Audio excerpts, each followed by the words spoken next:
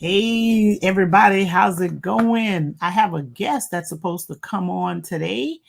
And so I just wanted to say hi to everybody, make sure I logged in before, Facebook decided that I couldn't come on no more because they give you a certain amount of time in order for us to go ahead and come on in. This is Sandra Sheffer, host of Racing the Races. It's been a minute because it's a lot of things been going on, life been life and just a lot of things happening. And I know that there's just so much information and so much content out there because everyone's trying to get you guys to go on out and vote, right? Like it's so important. Everyone's trying to get you guys to go out and vote. So please, please, please make sure you do that.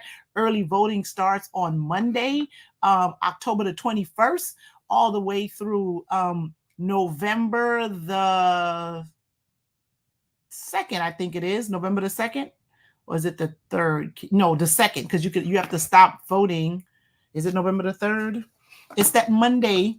You cannot vote on a Monday. So the Sunday is the last day that you can vote. And then, of course, we have the last opportunity that you have to vote is on November the 5th. Right. So please do that. You can still request your vote by mail ballot, I think, for a little bit longer. If you didn't already register to vote in the general election, you can't do it. You cannot register to vote for this particular election. But still, if you become eligible to vote, go ahead and register, because there are some cities in Broward County that actually have elections in March of 2025. My city of Miramar being one of them. We're one of the cities that we have odd year elections. So still go ahead and register to vote. You may be able to vote in, one of those smaller elections that's going to be taking place. So it's really important. Thank you guys for absolutely, putting in that work and doing the right thing every single time, and I'm going to go ahead and send this link back out to the person, our guest that's coming on today. So I need to go ahead and send out this link. Just give me 1 second. I got to get the number to send it out. But thank you all for coming on in and everything. And I truly, truly appreciate it. And so we're going to talk about election. There's a lot on the ballots. There's definitely some amendments that are there that we all need to concern ourselves with. And I want to make sure that you guys take the opportunity to vote, to be really informed. But I didn't want to start talking about that right now, and then our guest comes in. So I'm going to go ahead. I have to resubmit the information to them in order for them to hop on and have a conversation with us today, and we're going to make sure that all happens. I had those early voting days. I sent the information back out to them, and hopefully they'll be hopping on in just like a few more minutes. Thank you all who are already here. Good evening, everyone. How you doing, Commissioner Touchstone? Commissioner Dr. Touchstone out of the city of West Park. Thank you for continuing to do all the work that you do. There are a couple candidates that have already been on the show that's running in West Park. We have Joy B. Smith that's running for re-election in the city of West Park. And then we also have Christina Everard, who is running as a new candidate for the city of West Park, and they both have been on the show to interview. And I do extend invitations to any and all candidates that want to come on the show to come on, and we'll definitely give them a talk. Give them a chance to talk and let everybody know about their platform. So you're all invited to come on in. You're all invited to come on in and have a conversation with us. And because I know that the panels are important, but every now and then, you don't get a chance to really develop and let the people know what it is that you're trying to do, because, all of these things are happening. They want you to answer questions in 90 seconds and 2 minutes. And sometimes that's not enough of time. So I really try to create a space where people could come in and let the folks know what it is that they want to do, why it is that they're taking on this huge task and responsibility of running for office. And they do that. And it is a huge responsibility. And campaigning is no joke. Running for office is no joke. There's a lot of sacrifices that are made, and you definitely want to make sure you have people who are running for office that are really there for all of the right reasons, right? To make sure that they're there for all of the right reasons. All right, Dr. Touchstone, tell us what day early voting is. I know it starts the 21st because in Broward County, we're going to have all 14 days of early voting, and the places will be open from 7 a.m. to 7 p.m. We're hoping to have record turnout. Particularly like Georgia just set it all off, right? Georgia said they broke the record. They had over 200,000 people vote the first day of early voting. That's amazing stuff. Florida, we should be willing to do that same type of work. This election is as historic as any other. I mean, we need some like 2008 numbers out there. So I want, like, when everyone started to go vote, early vote, bring your patience, because we need the lines to be long, because turnout is going to be key. Don't let anybody intimidate you or make you afraid to go out and vote and exercise your right, and to also participate in this very historic moment. So please go out and vote.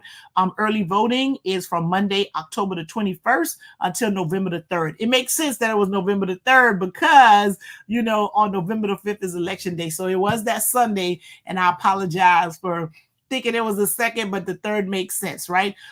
So Carver Ranches Library is one of the early voting locations. I believe it's a list of about 28 places that you can go ahead and vote. And I voted in Carver Ranches. I was struggling to see whether or not I was going to just go ahead and mail my ballot back in, but I actually like to go in and vote and support the people that are out there. So I usually pick a early voting site to go to and be a part of. So early voting October 21st to November the 3rd, and the last opportunity you get to vote for all these amazing candidates and people that are taking on the task to do this great work is November the 5th. So my special guest is here. And I'm going to bring her up to the stage, y'all. So everyone, welcome, candidate for commissioner in Lauderhill. How are you doing, Ms. London? I can't hear you. You can't hear me, but I can hear you. Can't hear anything. Can't hear anything. So you may need to go out and come back in. I can hear you. I can hear you. I can hear you. So go out and come back in. So go out and come back in. Now you can hear me. I can hear you now. How are you? I'm doing well. How are you doing? How are you doing? I'm fine. I didn't hear anything before now. Oh, I'm sorry. And I know you've been like busy out there just doing all kind of stuff. I seen the sandbag photos and all of that. But before we start talking about all the amazing things that you're doing, just can you please introduce yourself and let everybody know what it is that you're running for, and then we'll go from there. Miss Sandra, thank you first for having me on your show. I appreciate you. I am Latoya London, your South Florida realtor, educator, and soon to be Lauderhill Commissioner Seat 3. So I was born and raised in Lauderhill, Florida. I've been here for 45 years, and I am running for the office of commissioner, and I'm just happy to be here to speak with you today about that. Okay, and so tell us why it is that you decided to run for this seat, because it's not easy. I mean, I remember I've had candidates that tell me that people are like, you need to put on some more makeup, why you wearing pants, all kind of stuff. You hear things that have got nothing to do with nothing. So why is it that you want to take on this awesome responsibility to run for that seat? I am running for the office because I'm just like you. I'm just like the people in my community. I am a mom. I am a daughter. I am a cousin, and I live in Lauderhill. I eat, work, and play here. And I just have been blessed with some abilities that I want to share with the city of Lauderhill. I like to tell everyone, a lot of politicians get on with their 3-minute spiel about why I want to run for office, but the simple fact of the matter is I see some changes that Lauderhill needs to have and we need. And in order to get those changes done, you have to be a part of the change. So I decided to get in the race because, like Everyone else, I'm concerned about the crime. I'm concerned about the taxes. I'm concerned about the branding of Lauderhill. There are many things that's going on in Lauderhill that I'm concerned about, and I just wanted to be a part of that positive change to make sure Lauderhill keeps moving forward. Okay, and when you say the branding of Lauderhill, I know like one of the things that I keep seeing in certain communities, particularly because the cost of everything is just rising and rising in all of the cities. So some communities where people may not have thought twice about living for all different types of reasons are all of a sudden starting to see new types of residents, right? Is that one of the things that's happening in Lauderhill? And how do you want to be a part of that to also maintain Lauderhill as the Lauderhill that you were born That I raised was in? born and raised. Well, as Although we that was know, kind of coded, but you know. right. As we know, in Lauderhill, there are 74,000 people in Lauderhill, right? So it's a melting pot of people. Growing up in Lauderhill, you have your different Caribbean communities, you have your whites, you have your Jewish community, you have different people that are in Lauderhill. So when I speak of branding, I just need to make sure that our image of Lauderhill remains intact, right? I want this to be a destination where people come. I want people to live here and know it's safe to be here. I want people to know that our schools are good here. And it's just a safe place to live, right? So when I speak of branding, I want to be able to tell my people that, listen, our property taxes are this, but look and see what we're doing. I want to make sure we look apart. If we're going to pay high property taxes, or if our property taxes are going to be a little bit high, our city should reflect where our money is going, right? And in order to do that, I need to get into the seat, and I need to take a deep dive in the budget, and I need to see exactly how we're spending our money. And I need to I just want Lauderhill to be inclusive of what we're doing. I want everyone to be represented in Lauderhill. I want unity in Lauderhill. So when I talk about branding, that's what I'm talking about. I'm talking about how we look, how we talk, where we go eat, where we go dine. There different ethnic groups in Lauderhill, and I just want everyone to be included in that process. And is that something that can happen and also allow, some of the people who are original to Lauderhill be able to stay? Because, when you start changing your city and you're building bigger projects and stuff like that, it can sometimes just increase, with the tax base, the value of the property and everything like that. And you may have, older residents that are living in those communities that may not be able to catch up. So is that how is it that what is it that you think you can do to also allow some of the people to stay? And the reason why I asked that is because my mother lives in Miami, and they're, those communities, people are that used to move away are coming back, and it's causing the value of the property to go up. So that means her taxes go up, and that means insurance is costing more. And the lady 81, and I'm just like, where's she supposed to get this money from? So like how is that something a commissioner can do? Or is that a responsibility maybe for county commission or something?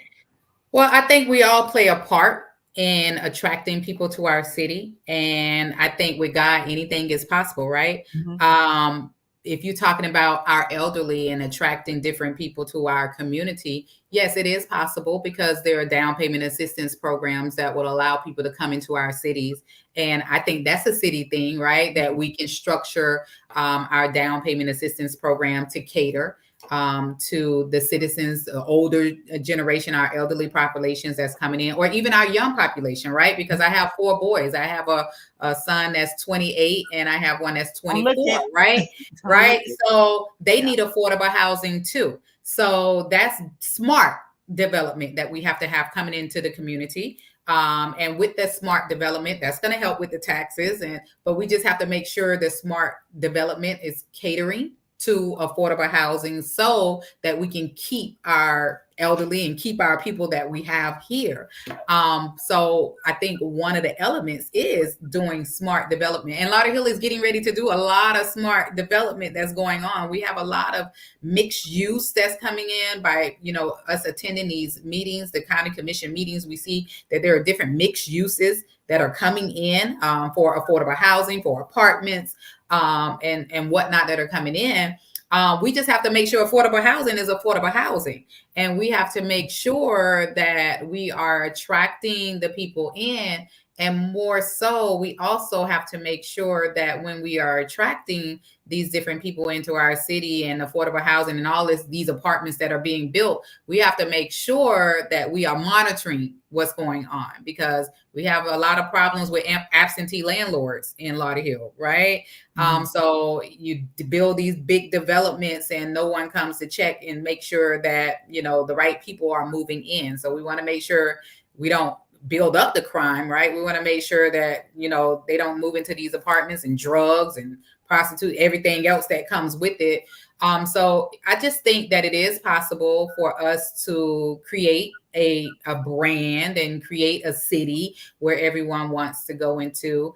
Last night they did a rebranding informational meeting at the city hall last night, and the city is talking about a lot of good things that's getting ready to happen in the city of Lauderhill. And the current commission, they did a strategic plan that's in place to 2030 on the direction that they want Lauderhill to go in. So we just have to, I want to come in to help, not necessarily change everything, but maybe enhance what's going on and make sure that, the commissioners and the people, we're working together and we have unity and we all are knowing where we want to take the city. So yeah, you said got to make sure something. we're working. Right. And you said smart development, and I'm not as familiar with that term. So can you explain a little bit what that means when you're saying, they're trying to do all of this smart development?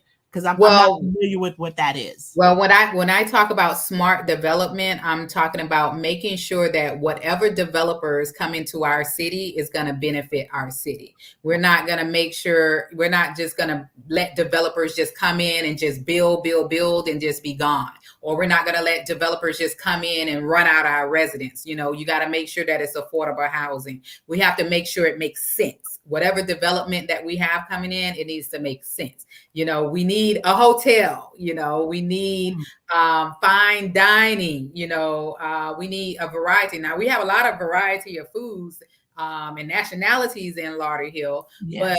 But I don't think we have any place in Lauderhill that I know of. I just had my 45th birthday, right? And I wanted to put on my lace front wig. I wanted to put on my makeup, my heels. I wanted to put on formal attire. I didn't see a place in Lauderhill where we can do that, a 5-star restaurant.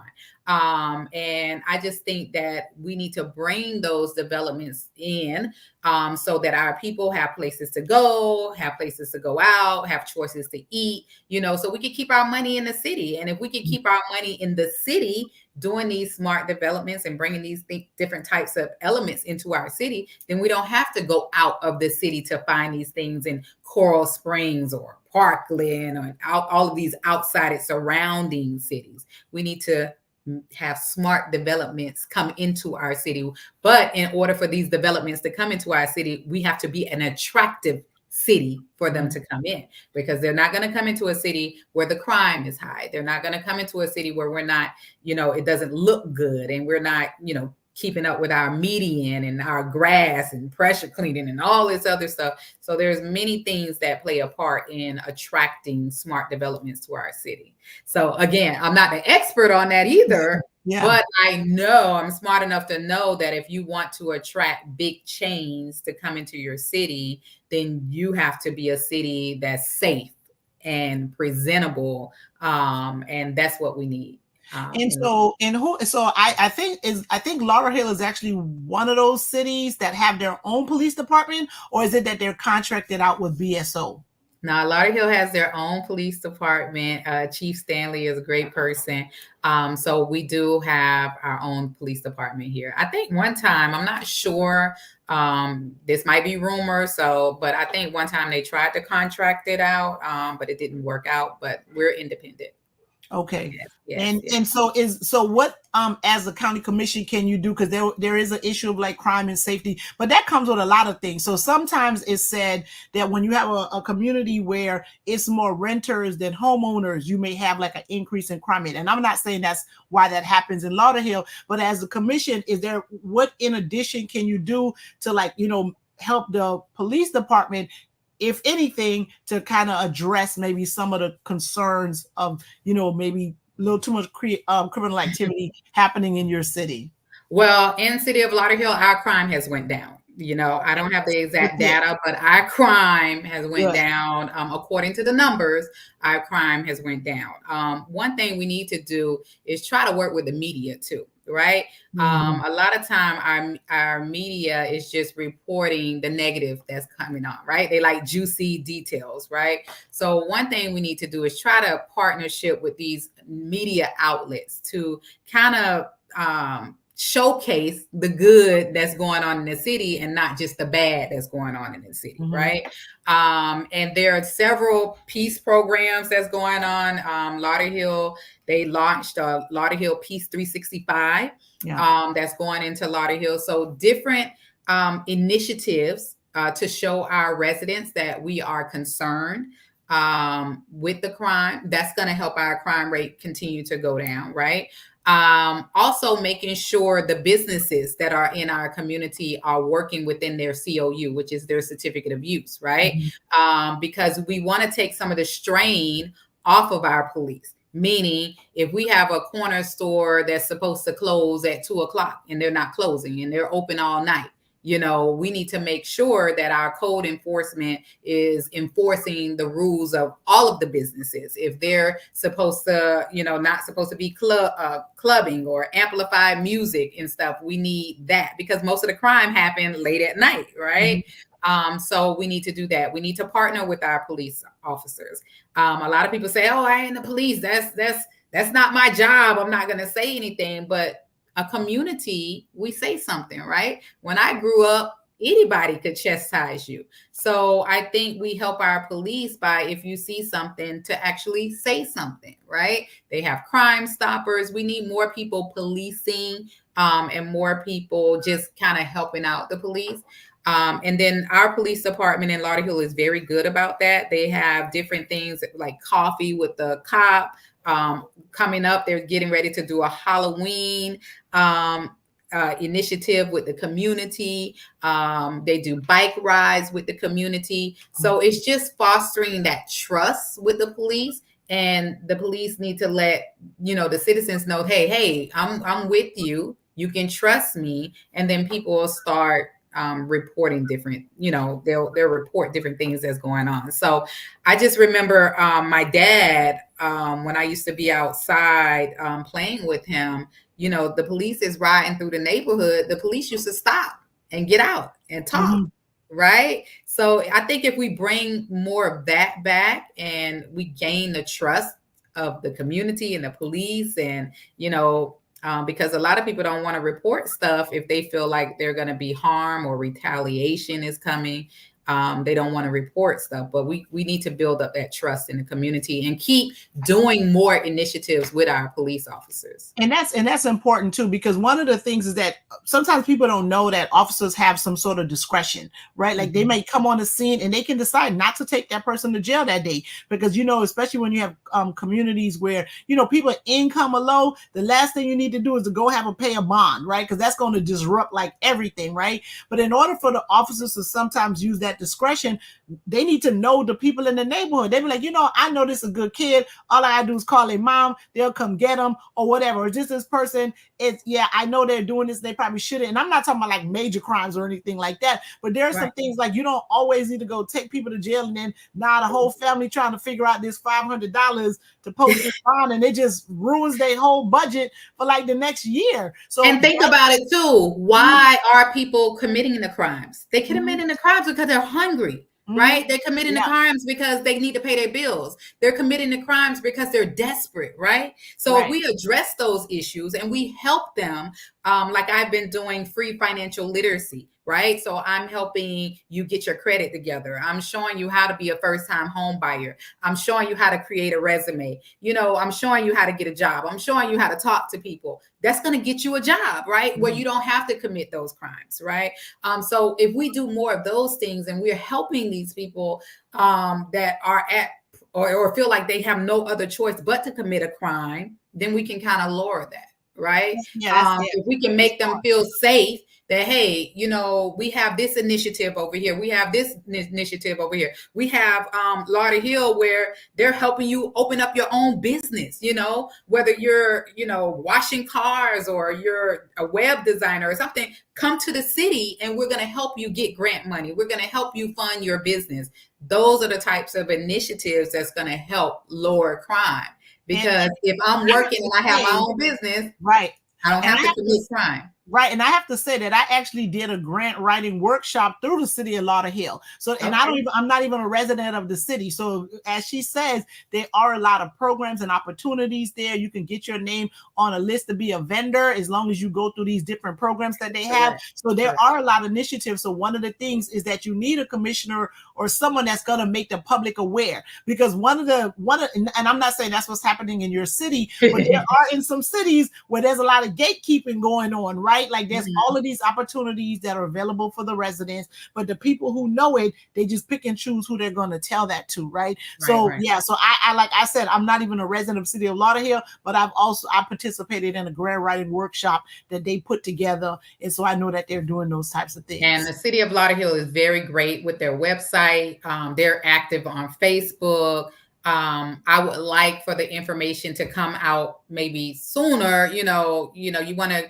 We always, in the city of Lauderhill, they're always advertising everything that's going on, but we need to make sure that everyone is sharing it, right? We need to make sure it goes viral so people know exactly what's going on in the city. So, those are good things. Right. And so what other types? So the schools that are in your area are in which district? Broward County. We're Broward County School District. Yes. Right. It's Broward County, where I have taught over 16 years at Broward County School. So I was an elementary school teacher at the Sunland Park Academy. Most people knew it as Sunland Park Elementary School. So I taught there over 16 years. I think I did 1 or 2 years at Discovery, but all of my career basically was at Sunland Park Elementary School. It's not in Lauderhill, but we're in Broward County. So yeah. Right. And so I know that one of the things that's happening is that they have this redefining schools, repurposing schools, and all of those types of things. Are any of the schools that are maybe repurposed or redefined in the city that you live in? And if so, what are your thoughts on what it is that the school district may or want to do in that community? Hey, school district, Broward County School District. Yes, we have one, which is Broward Estates Elementary School. That's located in Lauderhill. It has been, I don't want to speak for the school board, but it has been rumors that that's one of the schools that they're looking at for redefining or repurposing or whatever they want to use to call it. I don't want it to close, and I can go on record saying that. I will not support that school closing, because as we have new residents coming into the city and we're trying to attract new residents coming into the city, we need schools, right? We're going to need schools. So I think that all of this redefining is based on school numbers and population and not enough kids and things of that nature. But I don't want Broward Estates Elementary School to close. And I have said it in a commissioner meeting when I spoke about it, is that instead of closing it, repurpose it as far as early learning education systems where, there's daycare or early childhood, because we do need quality childcare in Lauderhill, not just babysitters. We need quality childcare schools, school, babies are going to school right now at 3 years old. Yeah. So we can use that center for there. Just like we were talking about lowering crime, we can use that center for job training, right? So I don't want it to close. And just in case we might need it to open back up, we need it, right? We're building. There's so many apartments and things that's coming on, and also Broward Estates Elementary School is located where I grew up, which is in Parkway, and it's called the St. George Community. 33311. Yeah, 33311, Broward Estates Community, right? That's where I grew up at. And it's a lot of single family residents in the home. And I'm not supporting more apartments. We don't need apartments in there. We don't need apartments and big developments in our city. We have a lot that's coming around in different areas. So I want it to remain. I want Broward Estates Elementary School to remain. So I can go on a record saying that. Okay. And what is it about, more apartments coming up that you see that may be problematic? And the reason why I asked that is because I interviewed someone during the 2022 cycle that was in Plantation. And one of the things with that city is they're like, we have no more place to grow, to build, right? Like they can't build out anymore. So if they're building, it has to be up, right? And they're like, well, when you're building up, you got to think about increased traffic. You got to think about the infrastructure. Like, do we have the plumbing and all of this for all these additional people you bring in because you're going up instead of out? So is that, I don't know what the landmass in Lauderhill is. Is it a city that can continue to go out, or they can only go up and it's going to create a density issue?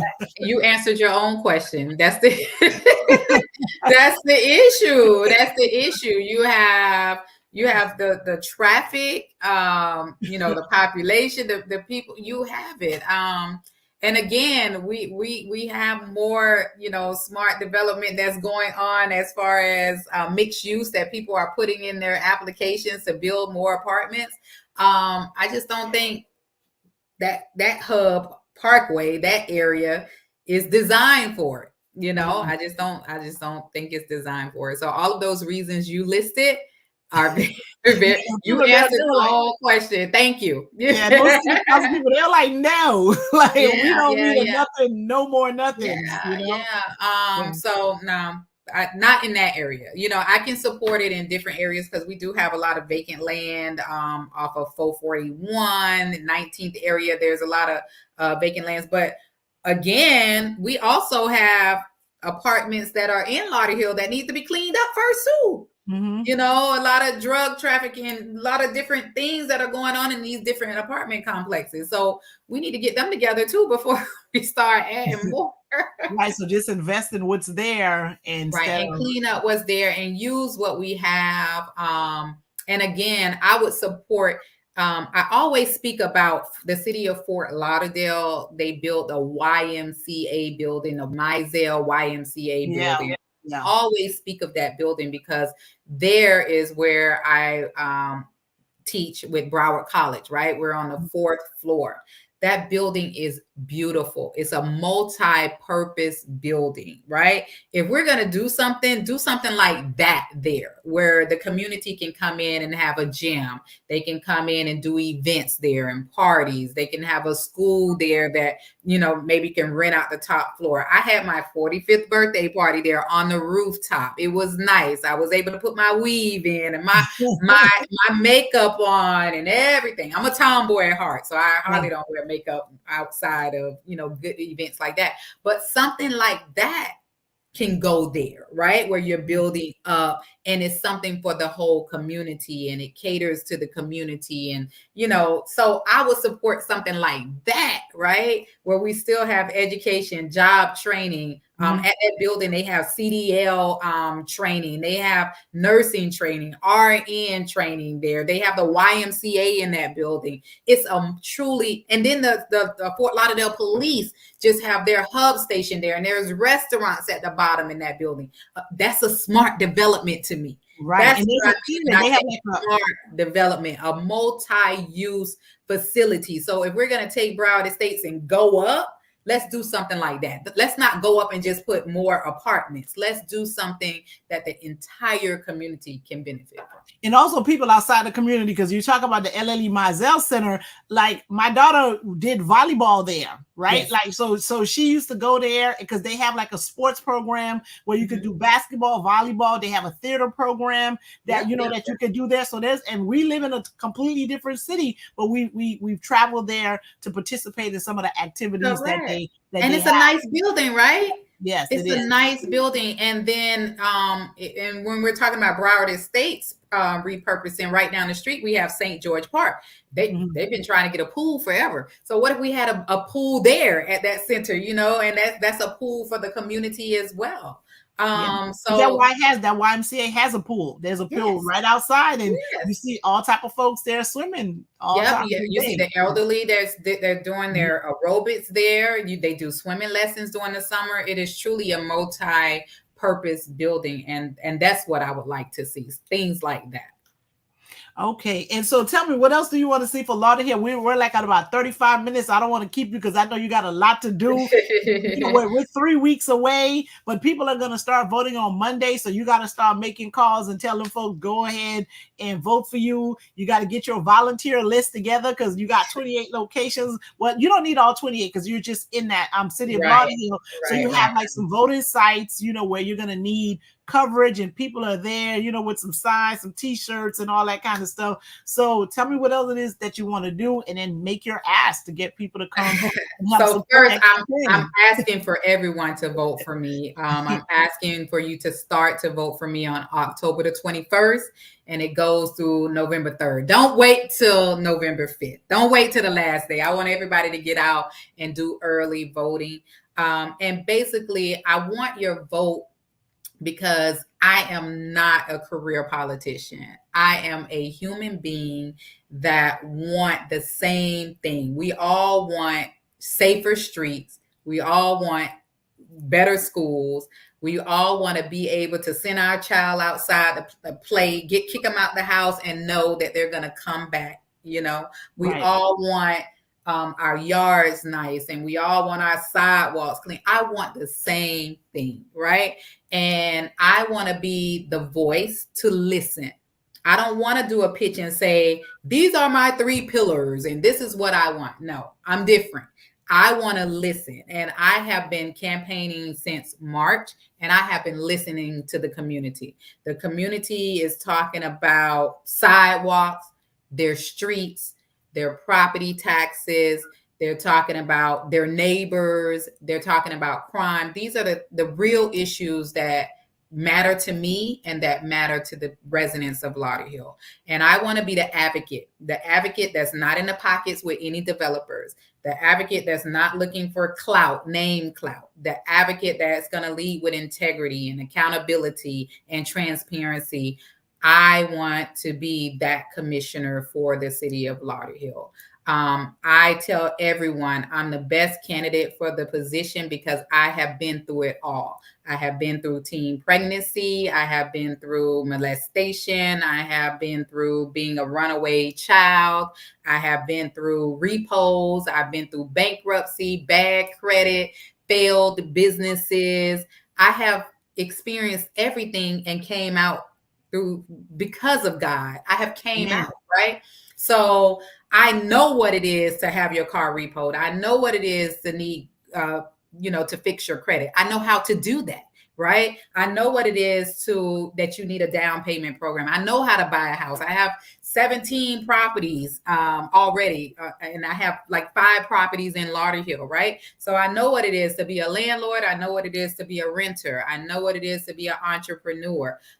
So all of these past mistakes and failures and successes that I have went through, I want to use that to better my community.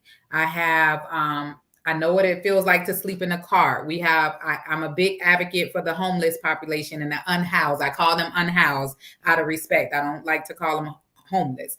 But I'm a big advocate for the unhoused, right? So I wanted there are new laws that are changing, that has changed on October 1st. That we don't know how to deal with. And I want to be that advocate. I want to be that voice to figure out what we can do with that population. So I'm just Latoya S. London. I'm just like you, right? And I don't want to sit here and make promises. And then 4 years later, you come back and say, hey, you didn't do what you said you was going to do. What I can promise is that I'm going to work hard for the city of Lauderhill. What I can promise is that I'm going to lead with integrity. I'm going to listen to the people, and I'm going to get things done. I have already started making change in Lauderhill, and I haven't even been in the seat yet. So we had a big, there was a festival at the Broward Central Park, and a lot of people were complaining about ADA accommodations, right? And I went and spoke on that. And now the city of Lauderhill changed their policies already, catered to the ADA population. They went out and bought mats for people that are on in wheelchairs, right? So that's what you need. You need people that's going to attend events, listen to the people, bring it back to the commission, and make changes of what's going on, right? I don't think you're going to have a perfect commissioner. You're not going to have a perfect mayor. You're not, but we are all people. But if we listen to what the people want, then we can make changes, not just come in and saying, oh, I want to change this and I want to change that. No, you have to listen. And I have actually been door knocking and listening to what the people want. There was one lady, I was door knocking around Veterans Park, and she was complaining. She was like, the city is telling me that something's wrong in my yard here, but they're not saying that this big tree that's been here that's rotting and that's looking bad and everything, they're not saying anything about that. And what did I do? I went and made a phone call, and I taught her how only thing you got to do is make a phone call, and the tree was cut down the next week. So sometimes if you have to tell somebody what's going on, and then it gets done. Our city manager is great, but she doesn't know everything that's going on. We don't have, there's 74,000 people. We don't have 74,000 code enforcements that's riding around. So we just have to make sure the residents are heard. We have to make sure the residents have the resources that they need. They know that, hey, if I have something going on, I can come to a commission meeting and talk about it. I get 3 minutes to talk. If they have a problem, hey, I can pick up the phone and call my city manager and call my mayor. This commission is very open. Their cell phone numbers are everywhere, and they actually answer, some of them. Yeah. But that's what our residents need to know. Yes. And I am the one that everyone has my phone number, 954-601-6639. Whether I win or lose, I'm still going to be an advocate, and I'm going to be there. So if you need anything done, I'm going to try to help and get it done to the best of my ability. And so those are some of the things I want to do as far as, our seniors. I want to make sure our seniors are heard. I want to make sure that our students are heard. Everyone just is involved. I want unity. I want our city to come back together, because I don't want the division that I see. I see division in Lauderhill, and sometimes division divides a community, and I don't want that. So we need to start with integrity. We need to start with trust, and that's what we need to do. Yeah. And that's important too, right? And sometimes people think that they're divided, but they really want the same things. They may have a different approach to it, and you just need to sit and listen just long enough to be like, you know what? We're actually trying to get to the same place, and maybe we can compromise on how it is that we get there. And like all of that is absolutely right. And if we're really gonna be the one Lauderhill, right, and we're gonna really be united, and we brag about how many different languages are spoken in the city of Lauderhill, and we brag about all of the cultures that are in Lauderhill, we definitely have to think about everything that comes with that. So with that comes different religions, different practices, different customs that we have, and we need to make sure everyone is inclusive with that. Right. So, and we can't put businesses over residents over businesses. It has to be a balance. and everybody should be included in that. Right. And I do know that you do a lot of cultural stuff because I was part of the Parent Leader Training Institute, and one of my cohort members, she organized a Haitian mobilization event that they did in January earlier this year. So so for like Haitian, it wasn't with Haitian flag, it was more right after independence because it was an event that happened in January, but the city was like very open and very helpful in helping her put that event together. They gave her like the space in order for her to do that. They helped with the permits and everything in order for it to make it happen. So for sure, Lauderhill is doing some good things. However, you do need I don't think anyone should run unopposed. So the fact that, someone has a challenger, I mean, they may or may not be doing a good job. Somebody else can do it better, but maybe, you can provide them with stuff to help them step their game up. Because at the end of the day, you just want what's best for the residents and the people in the city. That's exactly. And one thing I did, I said when I got in the race, and I told everybody who's running for seat 3, I had a conversation with them, and they will tell you,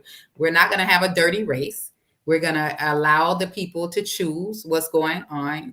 And again, as long as we all love our city, that's what really matters, right? And then the voters decide on who they want and who they feel that is the best fit.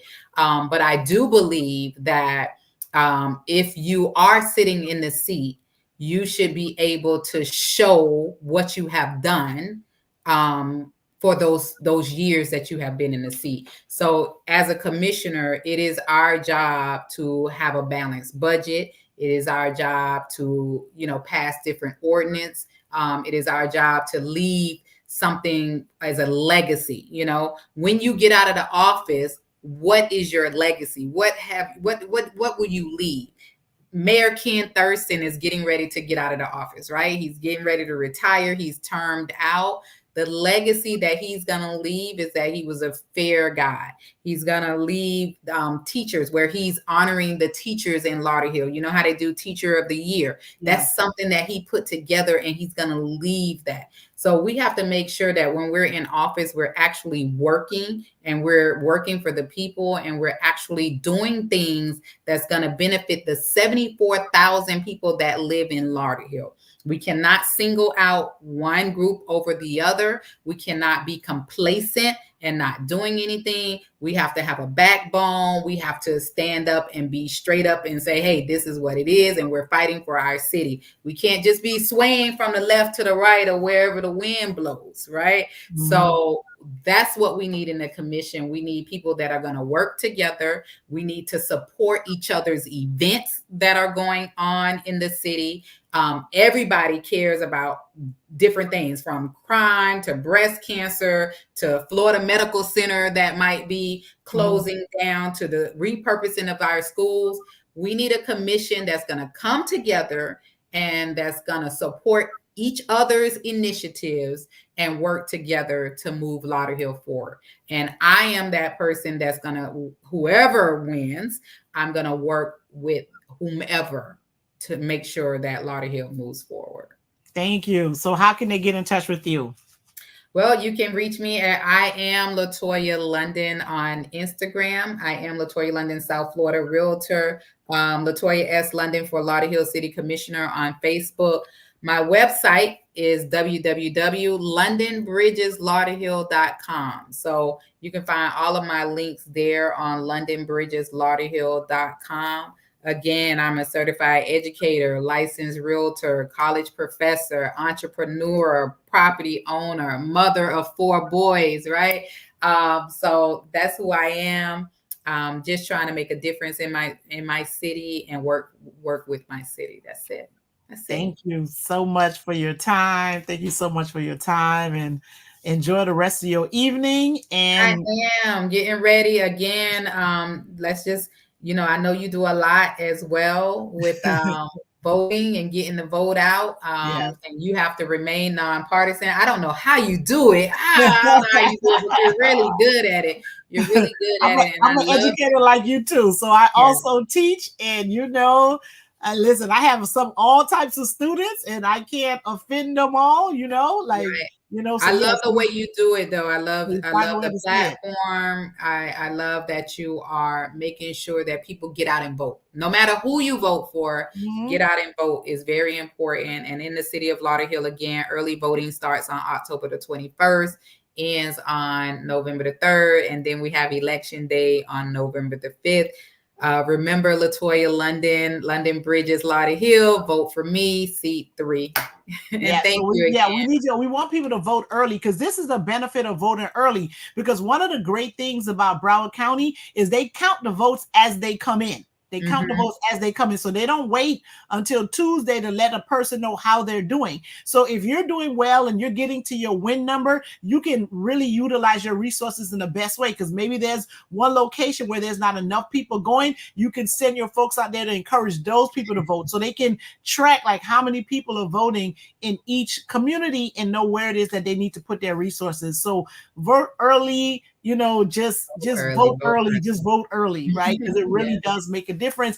And then with us having storms and you don't know what's happening and all those type of things, like God forbid, we don't need no more storms like nowhere for nobody. But it's so unpredictable that you don't want to put yourself in a situation where you're like, I'm gonna wait, and then something happens and listen, right, right. we So get that vote in. Get that vote vote in. But again, that we definitely need to vote early. But again, I just want to tell you, thank you, Sandra, because you are very easy to talk to. I love that you are nonpartisan. You probably have what you want in your head, or but Uh-huh. you are very easy to talk to. You are very humble from the first time that I met you at Veterans Park. I didn't know who you were until this year, but Yeah. thank you for just giving me the platform just to speak. Again, I'm not as I'm not going to even say that, but thank you. Thank You're you. welcome. I Yeah. appreciate you. Thank you for your time. Thank you for your time.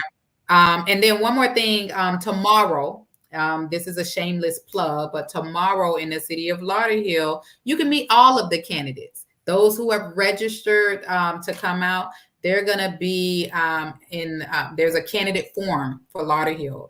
And I want to get that information for you. Yeah, Uh, that's important because I think that was rescheduled. It was supposed to be on the 9th, but because of the impending storms, they had to reschedule that event. Correct. So they rescheduled that. And this is going to be hosted by the League of Women's Voters of Broward County. And And they're it's a nonpartisan candidate group. forum for the city of Lauderhill. And that's going to be tomorrow on October the 17th. And this is for everyone has been invited. The flyer, I'm reading off the flyer. Mayor and district seats 1 through 4. All candidates have been invited. And this is Thursday, October 17th at 6:30 p.m.